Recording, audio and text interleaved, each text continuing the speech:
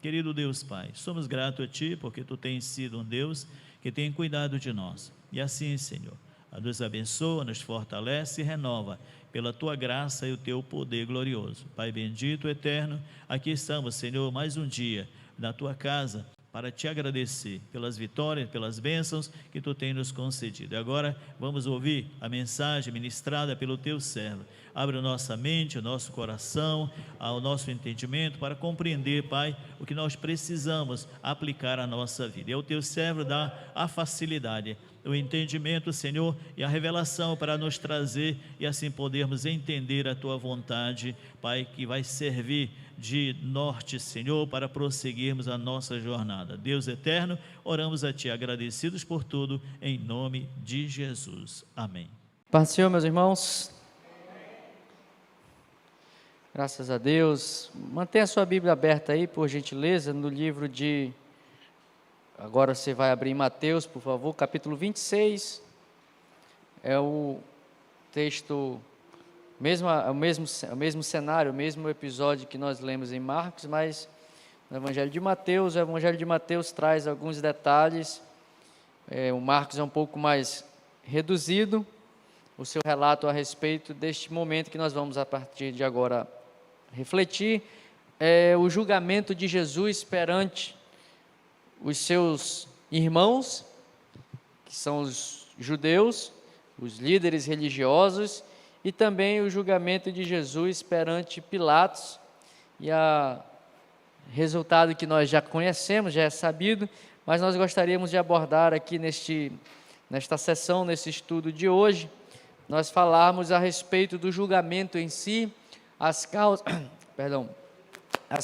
que levaram a Jesus a morrer, o que foi dito para levar Jesus à morte, o que era verdadeiramente real e o que era apenas uma justificativa para que os líderes religiosos levassem ao cabo aquele seu plano que desde sempre, desde o início, quando Jesus começou seu ministério, eles sempre buscaram uma oportunidade para pegarem Jesus em alguma falta, tanto é que muitos testes, Jesus foi submetido a muitas provas e testes de conhecimento da palavra do Senhor, da Torá, especificamente, da lei de Moisés, e em todas elas eles sempre pediam um sinal, até que Jesus deu a eles o sinal, que seria o sinal do profeta Jonas, e Jesus terminou aí. Mas aqui, agora, está finalizando a caminhada de Jesus, rumo ao Calvário, rumo ao cumprimento do seu propósito, e ele vai ser julgado. E é interessante nós analisarmos aqui que Jesus é julgado perante, como eu falei no início, perante seus irmãos, perante a corte de Israel, perante os líderes religiosos, e em um segundo momento esse julgamento também é levado para Pilatos, que era o representante do Império Romano ali na região da Galileia e toda aquela região em que Jerusalém também era o centro do governo.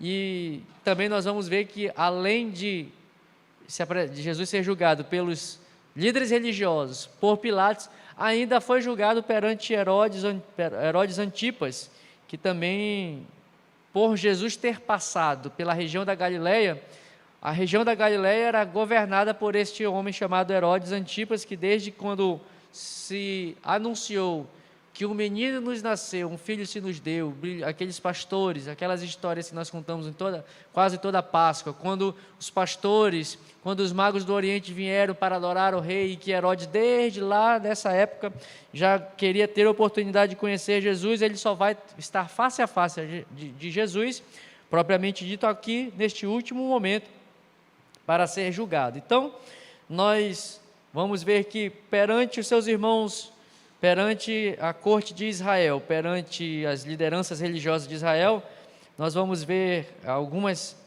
duas etapas, pelo menos, do julgamento de Jesus, e no julgamento perante Pilatos nós vamos ter 3 etapas, que são justamente, primeira vez que Jesus se apresenta a Pilatos, Jesus é levado depois a Herodes, depois Jesus volta, e é aquele episódio que nós conhecemos, ou é Barrabás ou é Jesus, e aí ali é a pena final decretada para Jesus.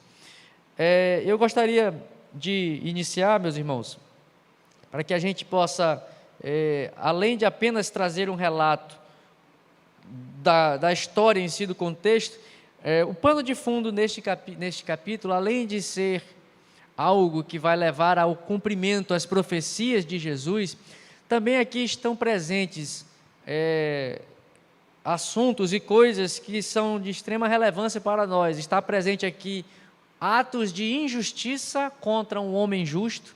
Nós vamos ver que Pilatos, quando era alguém que tinha autoridade, autonomia e poder para olhar uma injustiça e corrigir uma injustiça, ele tinha esse poder, estava nas mãos dele, mas por N motivos ele decidiu não exercer a sua autoridade para preservar um homem justo, sendo que esse homem justo que estava diante dele, ele mesmo declarou que era um homem inocente.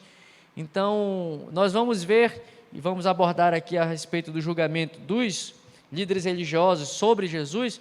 Nós vamos ver a injustiça praticada pelos líderes religiosos ao atribuírem a Jesus uma falta, um pecado que ele também não tinha.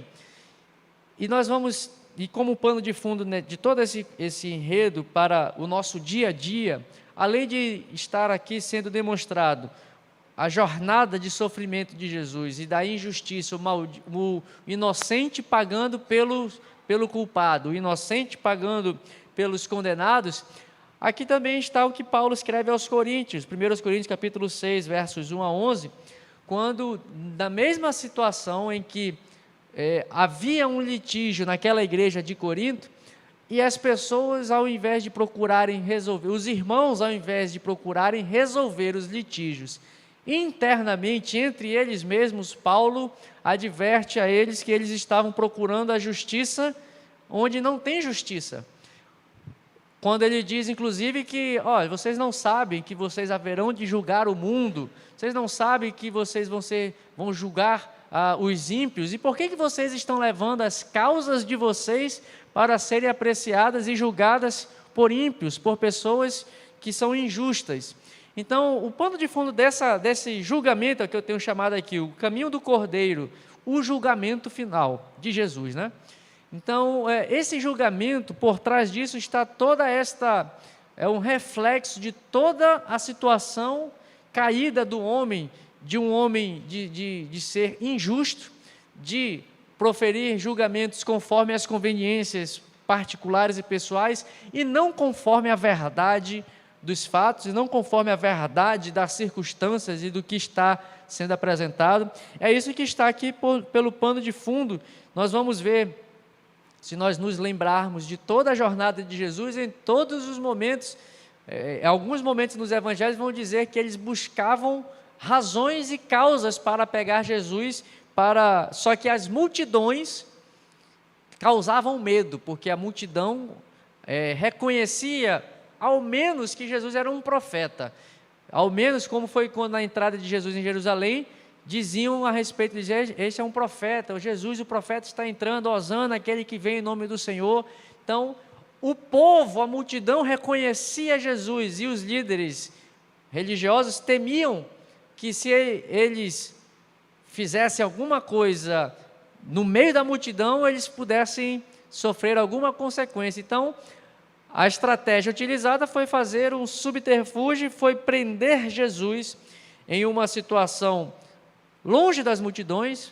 Foram pegar Jesus no jardim de Getsêmani, em que não tinha multidão, estava somente Jesus e seus discípulos, não tinha nenhum contexto que impedisse os líderes religiosos de concretizarem seu plano de afastarem Jesus do meio da multidão. E este cenário e esta postura se refletiu inclusive no julgamento de Jesus, quando eles começam a avaliar o caso.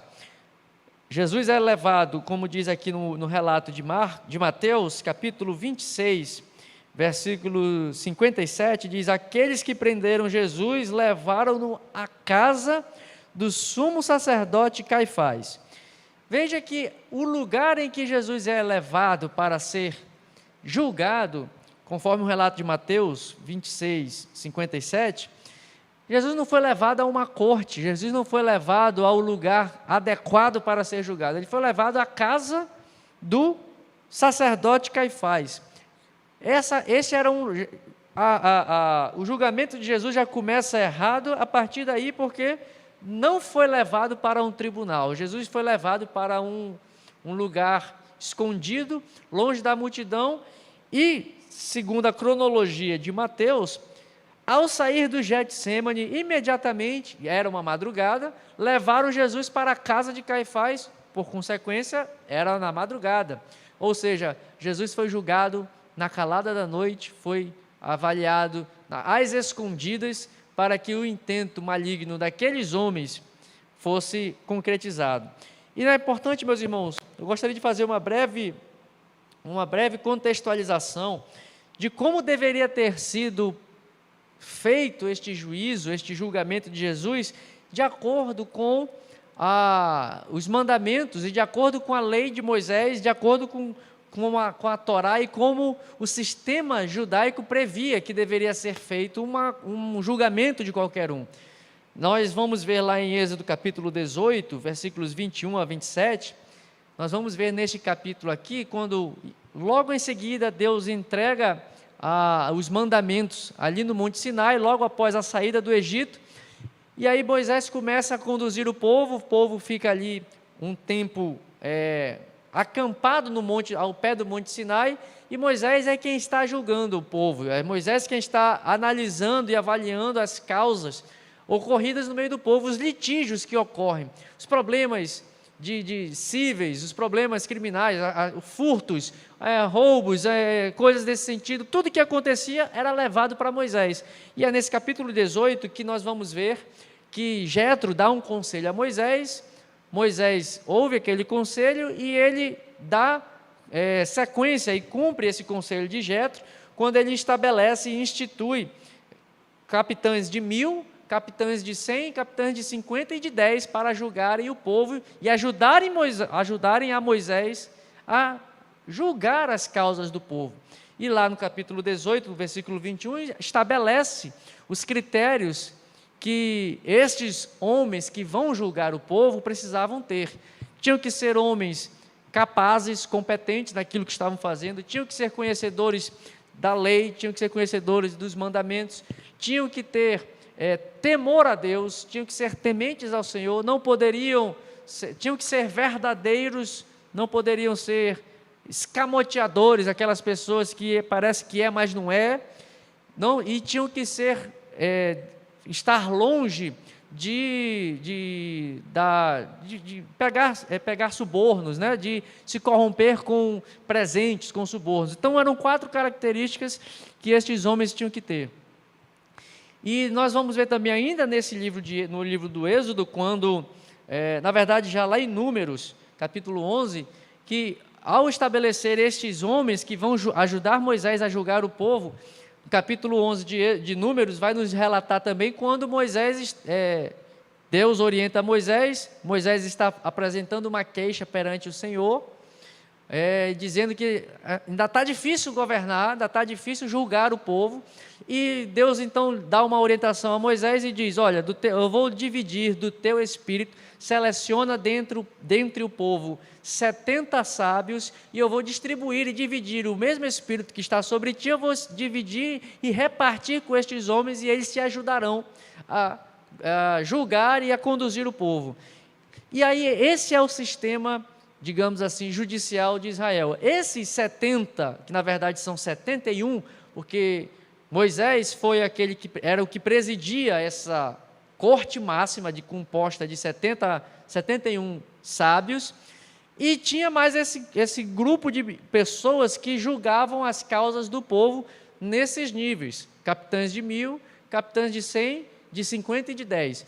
E aí, essa era a sistemática dos tribunais de Israel. O certo é que a primeira instância de julgamento, diferente do nosso sistema jurídico, que é composta de apenas um juiz, a primeira decisão em um processo é proferida por um juiz, uma única cabeça. No sistema de Israel, nessa época, a primeira instância era composta por 3 juízes, então uma condenação ou uma absolvição tinha que ser dada por 3 juízes em primeira instância. Aí depois ele subia, aí depois ia para a última instância, que é o que nós conhecemos no Novo Testamento, que também era assim no Antigo, é o Sinédrio, que é esse órgão máximo de jurisdição do povo de Israel. Então, tendo essa compreensão desse sistema, meus irmãos, nós vamos verificar que a proposta de Deus é que o seu povo fosse um reflexo,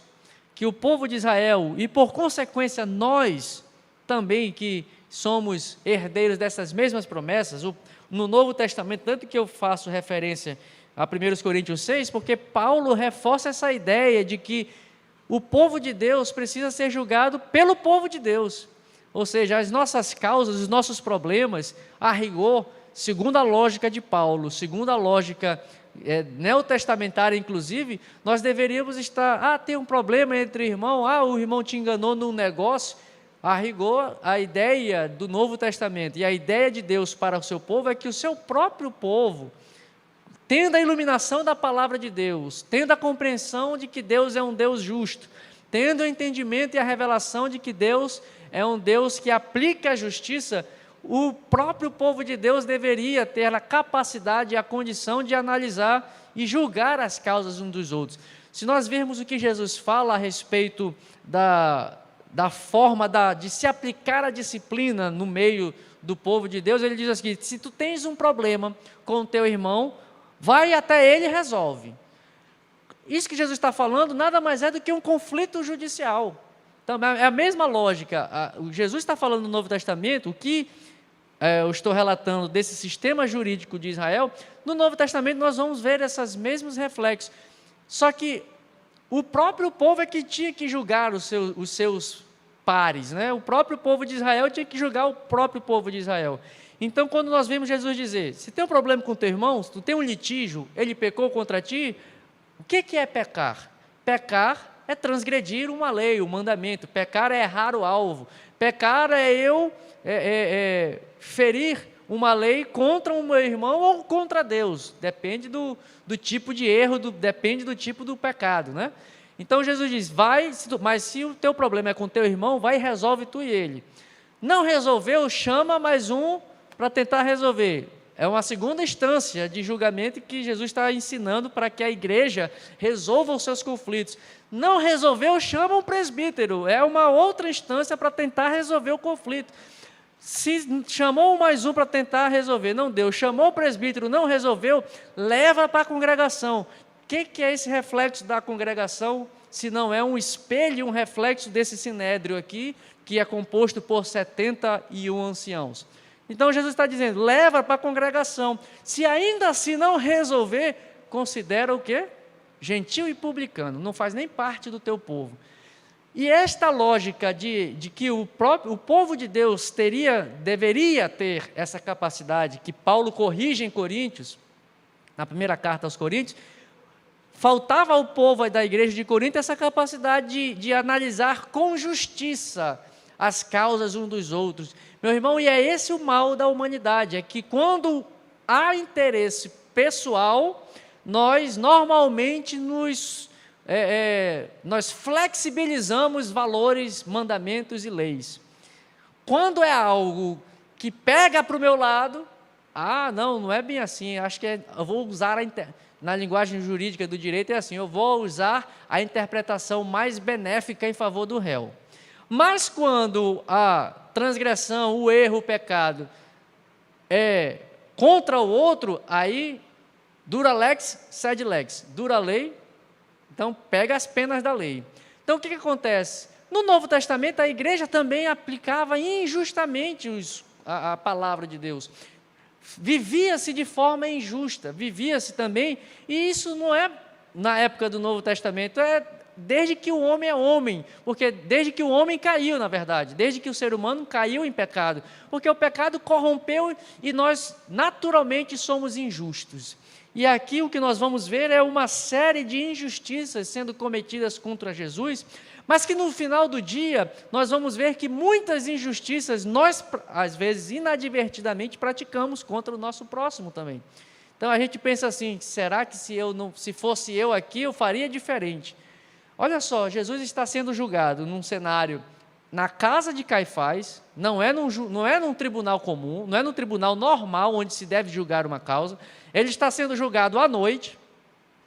Pelo relato dos evangelhos, nós vamos ver que procurou-se testemunhas para se achar alguma falta, para condenar Jesus em algum erro, em alguma violação da lei, e procuraram-se várias, e segundo o relato aqui, eram testemunhas falsas. Os testemunhos mais próximos para tentar condenar Jesus foi no sentido de que alguém teria ouvido Jesus dizer que ele em 3 dias derrubaria e destruiria o templo e depois de 3 dias reconstruiria. Mas como existe uma lei, e aí é o importante nós refletirmos aqui, o pano de fundo é a injustiça. Para evitar injustiça, Deus havia estabelecido para o povo de Israel que, ao se analisar qualquer situação, qualquer eventual crime, qualquer eventual descumprimento ou transgressão dos mandamentos e da lei e da Torá de Moisés, era necessário analisar e avaliar cada caso com calma. Os juízes precisavam analisar caso a caso e com zelo, com misericórdia e procurando achar a verdade. No direito penal existe um princípio, no nosso direito hoje penal, que é um direito que tem muita influência de Roma, tem um princípio chamado no direito penal, de que o juiz precisa buscar a verdade real dos fatos. Cada processo criminal o juiz precisa enxergar naquele processo a verdade real dos fatos. É um princípio que está um pouco caindo em desuso, porque não existe no processo criminal não existe a verdade real, existe a verdade demonstrada no processo. Mas o que estava na intenção daquele réu? Por que ele furtou? Por que ele matou? Essa é a verdade real. E aí o juiz não tem como ir neste ponto. Saber o porquê, saber todos os pontos de vista. O máximo que o juiz, num processo criminal hoje, consegue é extrair a verdade real do processo, mas do fato em si, ele dificilmente vai alcançar. Então, é um princípio que está caindo um pouco em desuso no direito, sobretudo no direito penal. Mas ainda é muito falado. Então, o juiz, aqui nas cortes de Israel, tinha que ter esse desejo, esse esmero de olhar as causas com detalhe. Era uma causa muito difícil, vai para cima, porque aqui está difícil para mim. Inclusive, era essa a determinação que tinha, que se algum juiz, alguém tivesse lá em Deuteronômio, eu queria até pedir que você abrisse aí, Deuteronômio 17, versículo 9, você vai ver que Deus estabelecia uma causa, Deus estabelecia aqui nesse capítulo 17, para que o povo, na verdade aqui especificamente para os juízes que refletiam no povo, como consequência no povo. Se houver entre vocês uma causa difícil de analisar, você vai ver aqui a instrução que Deus dá para que o povo seguisse. Olha, capítulo 17, versículo 9, versículo 8. Se alguma questão como crimes de sangue, brigas e violência física for difícil demais para julgar, tornando-se motivo de controvérsia nas portas da cidade, então te levantarás e subirás ao lugar que o Senhor teu Deus escolher. Veja que a ordem aqui sim é a busca da verdade real. Está difícil, rapaz, parece que o cara é condenado, parece que ele é culpado. Não, mas essa testemunha aqui está dizendo uma outra coisa, eu já estou na dúvida. Aí tem um outro princípio no nosso direito que acontece, em dúbio pro réu, na dúvida favoreça o réu. E aqui na Bíblia, no Antigo Testamento, apesar de existir, não é a abordagem de hoje, mas há uma compreensão um tanto quanto equivocada naquela mandamento que diz olho por olho, dente por dente, de achar que ali o olhar do juiz no Antigo Testamento era só matar. Não, na verdade, este mandamento é assim, a indenização tinha que ser justa, tal qual a ofensa causada. Se ofendeu um olho, a indenização por um olho tem que ser um olho, mas não é que você vai tirar o olho, é que o povo precisa entender que para cada ofensa praticada, a restituição e a indenização por aquela ofensa praticada tem que ser equivalente ao mal causado. É essa que é a ideia do olho por olho, dente por dente. A indenização tem que ser equivalente ao mal causado. Vamos supor, eu roubei, um exemplo assim para que a gente entenda, eu roubei 1 milhão, e aí fui condenado, e a minha pena para indenizar esse meu crime de 1 milhão, eu vou ter que pagar uma multa de 10 mil reais. É proporcional ou não é? Não é proporcional.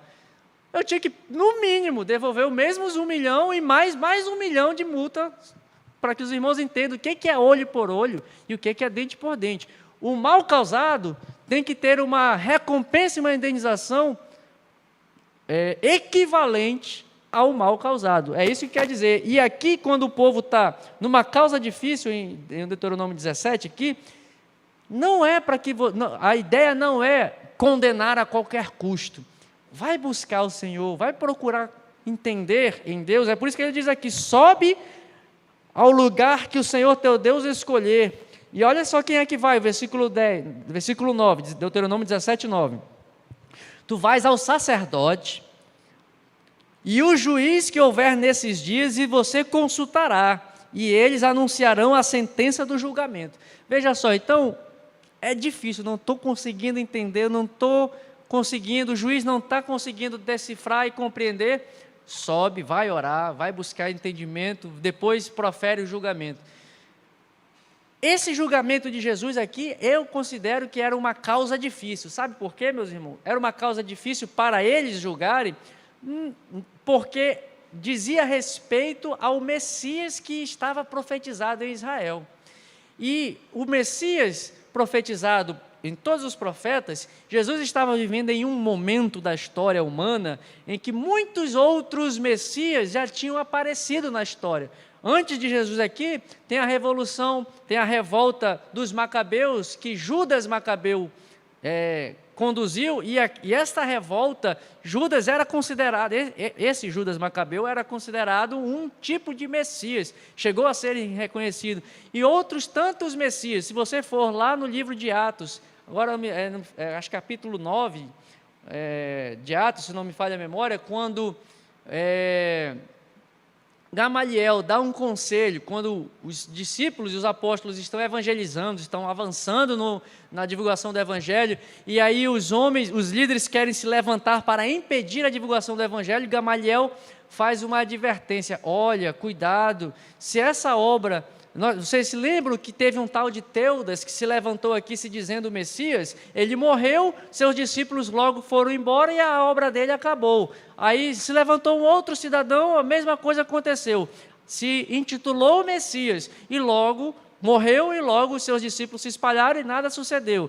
Se esta obra desse Jesus de Nazaré for de Deus, não for de Deus, ela vai se dissipar tal qual aconteceu com os outros. Mas se for de Deus, então nós estaremos lutando contra o próprio Deus. Então veja, eu estou trazendo esse versículo lá da frente de Atos, para contextualizar os irmãos que já existia nessa época um anseio por um Messias. O Messias estava sendo aguardado pela nação. E certamente esses líderes religiosos tinham aqui mais um, aos olhos deles, né? Aos olhos desses homens, era mais um Messias. É mais um Messias que nós temos que acabar com essa raça dele aqui, para que a gente mantenha a nossa posição de condução do povo, para que a gente mantenha nosso status. Então, esses homens tinham que olhar com esmero, com zelo, com dedicação, para analisar se realmente Jesus era tudo isso, era o Messias ou não era o Messias. E, na verdade, eles já entraram para condenar, era um tribunal já com uma sentença proferida, já com uma sentença determinada. Parece alguns tribunais que nós vemos por aqui, pelo Brasil, hoje em dia, né, que o cara já entra condenado. Então, assim, homens de reputação ilibada, notório saber jurídico, mas que na hora que precisa do notório saber jurídico e da reputação ilibada, lhes falta. Então, era o que acontecia aqui. Esses homens, certamente, isso é uma convicção pessoal, eles sabiam que Jesus era o Messias, mas não quiseram dar o braço a torcer e não quiseram se submeter ao Messias. E eles, provavelmente, se o fizessem, se o reconhecessem como Messias, certamente eles iriam perder, digamos assim, as boquinhas que eles tinham ali no serviço do templo e tudo mais que estava atrelado a isso. Então, meus irmãos, aqui nós vamos ver que eles pleitearam e procuraram saber alguma coisa que causasse a morte, que levasse Jesus à morte, algum pecado, algum erro.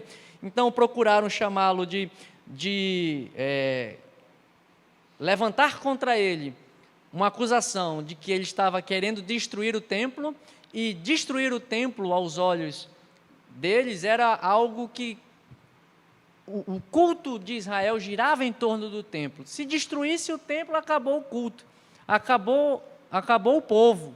Então era um atentado contra a democracia, né? Se for ligar as linguagens dos dias de hoje, era um atentado contra as instituições. Estavam querendo levantar contra Jesus isso. Ele estava atentando contra a figura do templo, contra o lugar em que Deus se manifesta. Então, começaram a levantar vários falsos testemunhos, mas o relato de Marcos é muito importante, porque não havia nenhuma testemunha dessas que se apresentaram, eram unânimes. E aí, isso aqui eles não podiam deixar passar. Para condenar, eles tinham que ter pelo menos o testemunho de 2 ou 3 pessoas confirmando o mesmo fato, tal como estava na lei, tal como previa o rito de julgamento do povo de Israel. Mas como ninguém conseguiu trazer nenhuma prova, então, e aqui, meus irmãos, é interessante porque todos fizeram várias perguntas e Jesus calado para cumprir a profecia. Ele foi mudo, calado, como um cordeiro mudo para o matadouro, diante daqueles que o tosqueavam para levar ao matadouro. Ele não respondeu, Jesus não precisava se defender. Foi o que Jesus falou para Pedro: se eu quiser, eu chamo aqui 1000 legiões de anjos aqui, acaba com a raça de tudo isso aqui e resolve, mas a minha vida ninguém tira, eu mesmo a dou. Então, Jesus está indo para o seu Calvário, não precisa de defesa, não precisa de autodefesa. E é interessante que isso me ocorreu ao estudar e refletindo. Jesus foi morto pela sua própria boca, porque as testemunhas falsas levantadas não conseguiram acusá-lo. Então eles passaram a perguntar: e tu não vais falar nada? Não vou falar nada não. Afinal de contas, tu és o Filho de Deus ou tu não és o Filho de Deus, o Filho do Deus bendito? Tu és o Cristo, o Filho do Deus bendito, ou tu não és? Aí Jesus: tu dizes, vocês estão dizendo. Mas o relato de João, Jesus, Marcos 14, versículo 62, Mateus e Lucas dizem isso: tu dizes. A resposta de Jesus foi assim meio dúbia, né? Mas o relato de Marcos, ele diz: és tu o Filho de Deus, o Cristo, Filho do Deus vivo? Ele diz: eu sou. Meus irmãos, quando ele declara isso, eu sou, quando essa declaração é feita, ele automaticamente está se identificando com aquele mesmo eu sou que se apresentou para Moisés lá na sarça ardente, lá no início do Êxodo. Ele está dizendo e declarando com seus próprios lábios para aquela multidão, para aqueles juízes venais, corruptos, que estavam querendo condená-lo. Ele diz: eu sou. Faltou ele dizer: eu sou o que sou, né? Só faltou ele completar a frase. Mas ele, ao declarar isso, então, é por isso que eu digo, Jesus foi morto pelo que ele mesmo declarou, porque se ele tivesse ficado calado, se ele não tivesse dado nenhuma resposta, nada teria acontecido. Mas para que se cumprisse as Escrituras, por isso que Paulo, ao escrever aos Coríntios, diz: ele morreu segundo as Escrituras, e ele ressuscitou segundo as Escrituras. Então, meus irmãos, ele faz essa declaração e diz: eu sou, ou, segundo o relato de Mateus, vocês é que estão dizendo, E no relato de Mateus ainda diz o seguinte: vocês estão me perguntando aqui às escondidas, mas vocês estão perguntando de mim. Mateus relata isso bem claramente.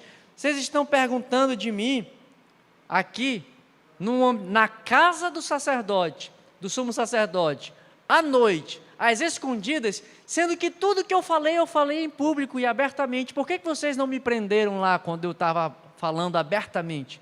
Então Jesus ainda confronta esses líderes religiosos, esses sacerdotes, sumos sacerdotes, escribas, esses fariseus que estavam ali. Ele diz: tudo que vocês estão perguntando se eu sou o Cristo, eu já falei abertamente aqui tudo que eu tinha para falar. Ou seja, o que Jesus está dizendo com isso? Vocês querem saber se eu sou o Cristo ou não? O meu ministério está aí para dizer. Tudo que eu fiz, tudo que eu falei, todos os milagres que eu fiz, falam por mim mesmo, falam se eu sou ou não sou. Tanto que a pergunta de Pedro, aliás, a pergunta de Jesus aos discípulos e a resposta de Pedro é clara. Jesus pergunta: o que o pessoal está falando de mim aí? Quem que eu sou?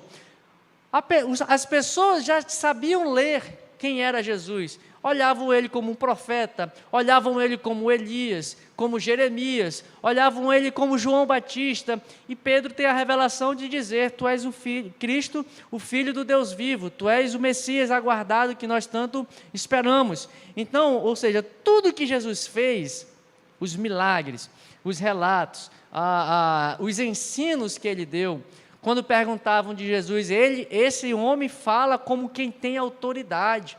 Ou seja, a forma de Jesus falar, a declaração pública de Deus a respeito de Jesus, quando está sendo batizado por João Batista: este é o meu filho amado, em quem eu tenho prazer. As pessoas ouviram tudo isso, e tudo isso estava andando, tudo isso estava ao conhecimento. Então esses homens, quando fazem essa pergunta, eles já sabiam qual era a resposta, porque todos esses fatos estavam publicamente expostos a toda a nação de Israel, e inclusive aos líderes religiosos e a estes homens. Então Jesus, quando declara eu sou, ele está se identificando como realmente sendo o Messias, como sendo o Filho de Deus, como sendo aquele que está profetizado e prometido na palavra e nas Escrituras, conforme os profetas assim anunciaram. Meus irmãos, e nesse intervalo é interessante nós refletirmos que Jesus está sendo conduzido assim e Pedro está olhando de longe. Esse mesmo Pedro que reconheceu Jesus como Filho de Deus, agora está andando à distância de Jesus, olhando para ver como é que as coisas vão acontecer, escondido, e ele, nesse cenário de andando à distância, ao mesmo tempo em que Jesus está respondendo eu sou, e aqui é interessante que no relato de João, Evangelho de João capítulo 18, Jesus declara eu sou o Messias, e Pedro diz eu não sou. Enquanto Jesus diz eu sou, Pedro diz por 3 vezes eu não sou. Eu não sou, eu não sou, eu não sou. O galo canta e ele se arrepende amargamente. Meus irmãos, e quantos estão caminhando assim como Pedro? Por isso que Jesus falou: Pedro, quando tu te converteres, aí que tu vai apacentar as minhas ovelhas. O que nos falta, meus irmãos, é conversão. O que nos falta é parar de termos medo de dizer quem somos. Jesus não teve medo perante aqueles homens que ele sabia que tinha autoridade para matá-lo, porque a Torá lhes dava autoridade para matar, para executar a pena de morte. Jesus não teve medo na hora, ele não deixou a sua humanidade o enganar, mas ele assume o seu papel e a sua posição, declarando que ele é, enquanto Pedro, o discípulo que teve a revelação do Espírito, ao mesmo tempo é covarde e teme, mas é porque ele seguia de longe. Ele seguia Jesus, olhando assim, meio como curioso. E Pedro ainda era um curioso, mas depois que Jesus o transforma, aí sim, agora você pode apacentar as minhas ovelhas. Quantos de nós não estamos andando assim, curiosos com Jesus, para ver como é que vai acontecer, o que ele vai falar, o que ele vai fazer? Ele está dizendo, eu sou, e muitos estão dizendo, eu não sou discípulo dele, eu não pertenço a ele. Fala como discípulo, foi isso que levou Pedro a negar Jesus, porque uma das criadas falou: mas tu falas igual a ele, tu pareces com ele, tu és Galileu. É que nem aquela história, tem olho de gato, cara de gato, rabo de gato, mas não é gato. Tem muito crente que é assim, né? Tem cara de crente, fala como crente, tem roupa de crente, mas não é discípulo, né? É difícil, meu irmão, ou seja, Jesus está ali, ó. E aí, acho que esse é mais cruel, porque o relato do Evangelho de João diz que quando Pedro negou a terceira vez, Jesus olha para ele. Veja lá o relato de João, capítulo 18, depois você lê. Eu não vou poder, senão não temos tempo, mas depois você lê no relato de João, neste momento da negação de Pedro. Pedro está negando, aí ele negou a terceira vez, o galo cantou, Jesus olha para ele. Eu imagino aquele olhar, quando Pedro, um olhar olhando para o outro, Pedro olhando para Jesus, Jesus olhando para Pedro. Meu Deus, neguei o mestre, como é que pode? Aquele olhar penetrante de Jesus, olhou, aqui eu estou dramatizando o texto, o Evangelho de João diz que Jesus, ao mesmo momento, olhou para Pedro, é só João que fala isso. Meu irmão, Jesus está olhando para você está negando com as tuas ações, Jesus está de olho, e se você olhar para Jesus e Ele te vir fazendo o que não deve? Não sou crente não, tu é doido? Não, mas tu parece crente. Fala que nem crente. Ainda fala que, eu vou me apropriar aqui de uma expressão que o Neilson usa, vigia, né? Fala o tempo todo, vigia, isso é expressão de crente. Misericórdia, isso é expressão de crente. Mas cadê na hora do vamos ver? Não, só não. É só, é brincadeirinha, é só pegadinha do malandro, não sou crente não, tá? Não sou discípulo não. Então veja, na hora, meus irmãos, é na hora da angústia, é na hora do aperto, é nessa hora que a nossa fé vai ser testada, é nessa hora que o Senhor está olhando para nós, e aí, vai ou não vai? Vai negar ou vai perseverar até o final? Vai correr com medo ou vai dizer, não, sou filho de Deus, sou filho do Deus vivo, sou pertencente ao reino dos céus, esse mundo não me pertence, eu sou pertencente a uma nação, a um reino superior. Meus irmãos, e aqui digo não especialmente aos jovens, mas isso ocorre com mais frequência entre os jovens, mas tem muito crente velho que também é assim, é fujão. Na hora que o negócio pega, Jesus está dizendo, eu sou o Filho de Deus vivo. E Pedro está dizendo, não sou, por 3 vezes. Quem somos nós neste cenário? Nós somos, e aqui, fiquei curioso, se todos fugiram, com quem que relatou essas coisas, né? Mas tinha, no relato de João, novamente, nós vamos ver que Pedro entra para este lugar, para a casa de Caifás, quando Jesus é julgado, Pedro entra, tinha um outro discípulo de Jesus lá dentro. Esse é um dado importante que apenas o Evangelho de João nos diz. Pedro é colocado para dentro da casa, porque dentro da casa já tinha um discípulo que era amigo de Caifás, que já era conhecido do sumo sacerdote, é o que está lá no Evangelho de João.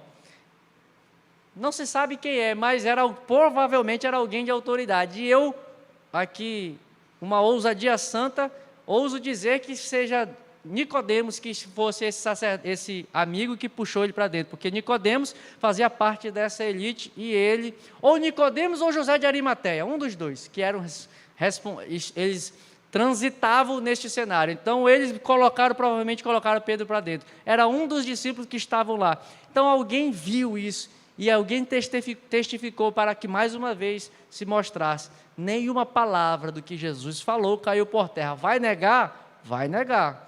Vai perseverar? Vai perseverar. E aí nós temos o relato precioso desta queda queda de Pedro, dessa negação de Pedro, e ao mesmo tempo nos dá a paz de espírito, e a tranquilidade, e o consolo e o conforto de saber que se nós vacilarmos, se teve chance para Pedro, vai ter chance para nós também. Se Jesus olhou para Pedro assim, na hora que está negando, ele, que nem um ciclope, né? Os mais jovens vão entender o que eu estou falando. Jesus olhou que nem um ciclope para Pedro assim, deu um laser na cara dele, Pedro. Mas o olhar de Jesus não foi para condenar Pedro, foi tipo assim: Pedro, eu não te avisei, eu te falei, mas você não... Ou seja, o olhar de Jesus estava sendo condenado ali, estava recebendo a sentença, mas ele olhou, e eu interpreto esse entreolhar de Jesus e Pedro, não como um olhar condenatório, mas ele olhou com misericórdia. É por isso que logo quando Jesus ressuscita, ele volta com Pedro, e só ele e Pedro: tu me amas, Pedrinho, tu me amas, Pedrinho, tu me amas, tu sabes todas as coisas, Jesus, tu sabes que eu te amo, mas eu sou um vacilão, eu sou um medroso. Pedro, aí a partir daquele dia Pedro foi convertido, aí ele de medroso passou a ser um super Pedro, né? 3.000 almas se arrependeram, depois mais 5.000 almas, e aí foi o grande Pedro que nós conhecemos. É Lucas, é? Ah, obrigado. Então, veja no relato de Lucas, a negação de Pedro, tem esse relato de que Jesus entreolha nesse exato momento em que Pedro nega. Então, meus irmãos, veja que nós precisamos ter essa compreensão de que, mesmo no aperto, mesmo na dificuldade, precisamos conservar a nossa fé.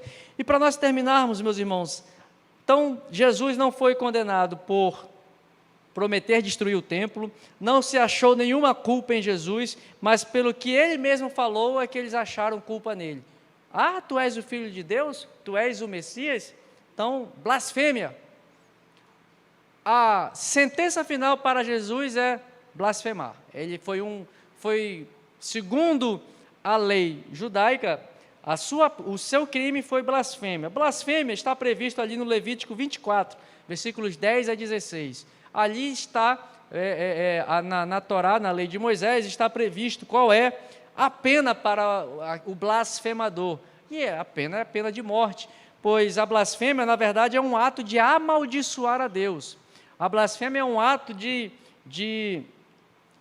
como você negar a Deus, ou não somente, a blasfêmia era um pouco mais abrangente, mas de um modo mais sintético, seria isso: a blasfêmia era um pecado que, se você atinge ao nome de Deus, você fala mal do nome de Deus, amaldiçoa ao nome de Deus. Veja que a mulher de Jó, o que fala para ele quando ele está naquele... amaldiçoa o teu Deus ou seja, blasfema contra o teu Deus, e depois tu vai morrer mesmo, tu já está quase morto, então vai logo para a cova. Então, o ato de blasfemar contra Deus era amaldiçoar, era você negar, era você, inclusive, ao amaldiçoar Deus, você estava atentando contra a unicidade de Deus e contra a unidade do povo. O povo de Israel tinha e tem uma convicção: Deus é um. Nós também temos essa mesma convicção, e é porque temos essa convicção por estar nas Escrituras. Quando você blasfema contra Deus, você está blasfemando contra a soberania de Deus. E se você está amaldiçoando a Deus, indiretamente, ao amaldiçoar Deus, Deus vai ter que jogar juízo para o povo. E se amaldiçoa a Deus, e Deus devolve como punição a afligir o povo, você está atentando indiretamente contra o próprio povo. Então, essa era a compreensão. A blasfêmia tinha esta compreensão. Você fala, ao amaldiçoar Deus, você está causando mal não só para você, mas você está causando mal para o povo também. O pecado da blasfêmia tinha um reflexo na existência do povo, porque o povo de Israel só existe porque Deus chamou a esse povo à existência. e nós somos herdeiros de Abraão. Não era povo nenhum, não tinha existência, mas em Abraão Deus chama a existência. Então, se alguém blasfema contra Deus, está atentando não só contra Deus, mas contra a existência do povo de Deus, do povo de Israel. Então, essa era a gravidade do pecado. Mas a pergunta era: tu és o Filho de Deus? Jesus diz: sim, eu sou. Ao dizer isso, a compreensão do Messias para o povo de Israel, eles tinham a compreensão, e o relato de Mateus nos ajuda a compreender um pouco melhor, porque a resposta que Mateus registra de Jesus a essa pergunta, tu és o Filho de Deus, Mateus diz: é como vocês estão dizendo, porém eu digo-vos agora. É o versículo 64, Mateus 26, versículo 64. Porém, contudo, vos digo que, de agora em diante, vereis o Filho do Homem assentado à direita do Todo-Poderoso, vindo sobre as nuvens no céu. Quando ele falou isso em Mateus, aí no versículo seguinte, no versículo 65, os líderes dizem: blasfêmia. Nós precisamos compreender, segundo a ótica deles, alguém se dizer Messias era blasfêmia? Nunca foi em Israel. A compreensão de Israel, inclusive nessa época de Jesus, nunca foi de que alguém ser reconhecido como Messias fosse considerado como um ato blasfemo contra Deus. Isso nunca foi um atentado contra o nome de Deus.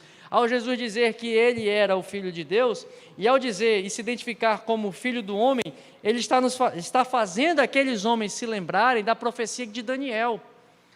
Daniel capítulo 7 vai nos relatar lá, aí eu peço que você abra rapidamente aí a sua Bíblia, em Daniel capítulo 7, inclusive eu falei um pouco, eu citei esse versículo na ceia, na última ceia. Nós vamos ver aqui a figura do Filho do Homem, que aqui Jesus está dizendo, vocês vão ver o Filho do Homem, ele está se identificando como o Filho do Homem.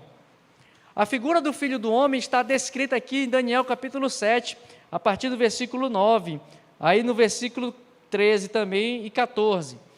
Nós vamos ver que Jesus está dizendo, eu sou o Filho do Homem. E aqui nesta passagem, nessa profecia de Daniel, Daniel tem uma visão, eu não vou ler todo esse trecho, mas Daniel tem uma visão de um trono, em que sobre este trono está um ancião bem idoso, que está assentado sobre ele. Aqui é a figura de Deus o Pai. Deus o Todo-Poderoso está assentado sobre este trono, e aqui dá a descrição do trono. O trono é de fogo, rodas de fogo, desse trono dele sai um rio de fogo que mana sobre toda o seu entorno ali, milhares de milhares servem neste rio de fogo que mana do trono desse ancião de dias. E aí lá no verso 13, veja só no verso 13, o verso 13 diz, eu estava olhando nas minhas visões noturnas e vi que alguém parecido com o Filho do Homem vinha nas nuvens do céu. Ele se dirigiu ao ancião bem idoso e a ele foi levado. E foi-lhe dado domínio e glória e um reino para que todos os povos, nações e línguas o servissem. O seu domínio é um domínio eterno que não passará e o seu reino é tal que não será destruído. Então aqui Jesus, quando dá a resposta para os líderes, automaticamente eles estão se lembrando de tudo que está escrito no Antigo Testamento. Se eles estão em um julgamento, eles têm que olhar os fatos e fazer com que esses fatos se encaixem nas leis, nas profecias, para que eles cheguem a um veredito. Se Jesus diz que eu sou o Filho do Homem, o Filho do Homem, onde está isso? O profeta Daniel falou sobre esse Filho do Homem. E nesse contexto de Daniel, veja só se não é o contexto que Paulo vai nos dizer no Novo Testamento a respeito do Messias, porque era a compreensão que eles tinham a respeito do Messias. Ser Messias nunca era um atentado contra o Pai. Na verdade, ao dizer que era o Messias, era a manifestação da graça e da salvação de Deus, porque o Messias veio para redimir e não para destruir. Como é que alguém que se diz Messias, alguém que é reconhecido como Messias, faz as obras do Messias, fala como Messias, cura como Messias, logo não é Messias? Segundo o entendimento dele, é que nem a história do gato, parece cara de gato, focinho de gato, mas não é gato. Olharam para Jesus, a obra dele parece de Messias, parece do Cristo. A obra dele, ele fala como Cristo, ele fala como Messias, ele fez milagres como está profetizado que o Messias faria. Logo, consequência disso ele é o Messias. Mas eles entenderam, não. Aí Jesus vem e fala, eu sou o Filho do Homem. E ao dizer isso, eles tinham que lembrar, bom, se é o Filho do Homem, ele está dizendo, nós é que estamos te julgando, tu está dizendo que você que vai nos julgar, porque o Filho do Homem, segundo aqui Daniel 7, vai ter domínio sobre todos os reinos, vai governar, vai ser o juiz. Jesus está dando uma indireta aqui, vocês estão me julgando, mas na verdade sou eu que vou julgar vocês. É isso que Jesus está dizendo ao declarar-se Filho do Homem.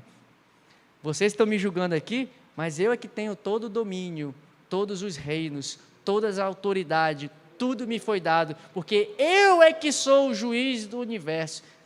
Eu é que vou julgar vocês. Quem são vocês para me julgar? Jesus estava dizendo isso. Você acha que... Olha, irmão, para o camarada chegar, sumo sacerdote, a ser um cara da alta cúpula, não tinha bestinha, não. Isso que eu estou falando. Será que eles não entenderam o que Jesus estava falando? Pastor Jacó, será que eles eram assim, tão assim tapados que não entendiam? Só que é aquilo que Deus falou por meio do profeta Isaías, vão ver, mas não vão enxergar, vão ouvir, mas não vão dar atenção. E isso foi uma obra divina, não é que eles eram ignorantes ou não sei o quê, porque isso era plano de Deus, porque é muito pouco para o Filho de Deus ser luz e restaurar apenas as tribos de Israel. Eu o constituí para ser luz para todas as nações da terra. Isaías 49. É por isso que Deus faz isso.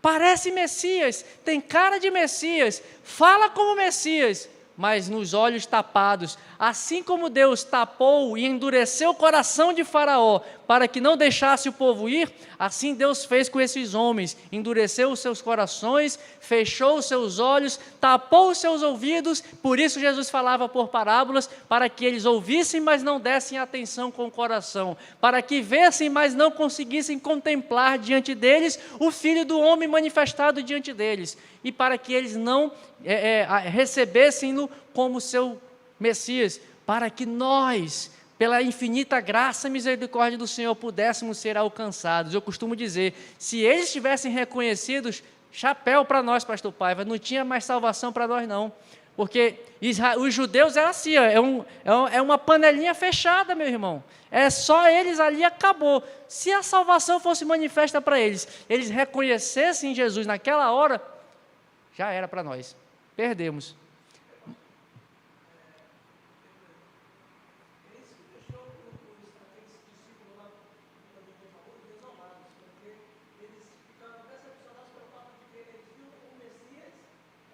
Nossa esperança se foi, os discípulos de Emaús diziam, o nosso Messias se foi, e agora, o que será de nós?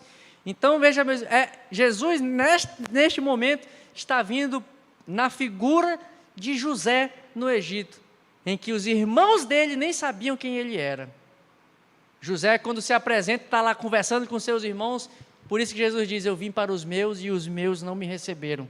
Por isso que ele se apresenta para o povo de Israel, poucos creem. Por isso que Paulo diz, eu sou um como ele apareceu a mim, e agora eu sou um apóstolo como do aborto, eu vi lá no final, pela graça e misericórdia do Senhor, mas por esta atitude de Deus, por este plano, o plano de Deus não era só salvar Israel, mas era alcançar a mim e a você e a toda a humanidade para que tivesse a oportunidade de encontrar-se com Jesus, encontrar-se com o Salvador e voltar-se para os caminhos do Senhor. Então, Jesus, e aqui nós já caminhamos para o final, Jesus é levado como um blasfemador por dizer que é o Messias.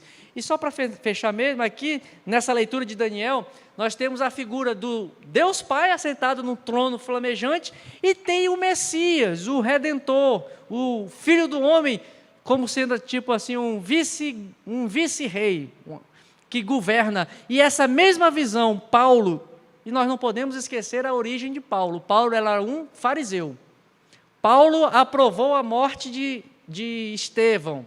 Paulo era dessa turma aqui que condenou Jesus. Paulo aprovou e era um perseguidor. O que Paulo diz a respeito de Jesus? Lá em Filipenses, ele desceu do céu humilhou-se tomando forma de homem, e não ia tomar forma de homem, subiu à cruz, depois foi lá no sepulcro, e depois ressurgiu, e foi dado a ele o nome que está sobre todo nome. E esse mesmo Paulo fala em outro momento que ele, aliás, Pedro, esse mesmo que negou, lá na sua primeira epístola fala que esse mesmo que desceu, subiu, e agora está assentado à destra de Deus, para governar e o reinar sobre toda a terra.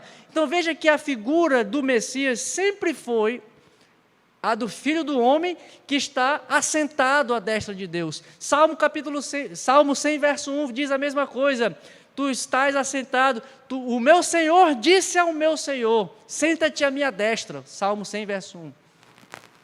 Então nós vamos ver que nós vamos ter o Messias sempre teve essa posição de domínio, de juízo, de governabilidade, de reino, de poderio e de divindade, porque ele era tão divino, e ele é tão divino quanto o Pai, ancião de dias, que está assentado neste trono flamejante aqui. Só que tem cara de Messias, tem autoridade de Messias, fala como Messias, prega como Messias, cura como Messias, mas para quem está com o coração fechado, não é o Messias. Meus irmãos, que o Senhor nos ajude a nós não termos os nossos corações fechados para esse Messias, nós não tenhamos os nossos corações endurecidos pelo dia a dia, e que o Senhor tenha graça e misericórdia das nossas vidas, para que a gente possa reconhecer ao Senhor, e que o Senhor, quando as pessoas olharem para nós, quando as pessoas olharem para mim, Jacó, você parece com um discípulo dele, fala igual a ele, anda igual a ele. Não, não sou não. Mas fala igualzinho, pastor Paiva. Vigia, misericórdia, glória. Não, mas não sou crente não, sou discípulo não. Então, que nós possamos ter cuidado, né, meus irmãos, para vigiarmos neste aspecto, e também, como eu falei no início, o pano de fundo disso aqui, sejamos praticantes da justiça no meio do povo.